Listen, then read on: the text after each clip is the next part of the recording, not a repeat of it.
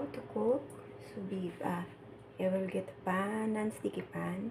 Then you put preheat and you put oil. Then after 5 minutes, ito na. Maliliit lang yung gagawin mo hanggang mapuno to.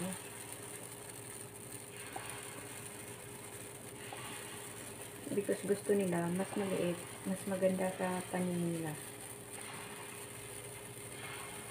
1 punch lang po yung gagawin mo.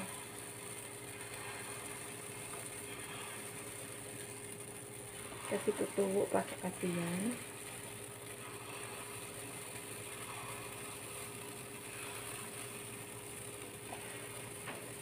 Sa mga first timer, laban lang. Kasi ako, first timer din naman ako. Natutunan ko rin kahit pa paano.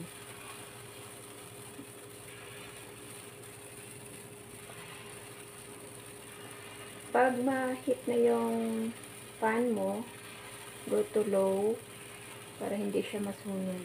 Kasi marami ka kasing babalik ta rin mamaya. After mga 2 to 3 minutes, pwede mo na siyang baliktarin.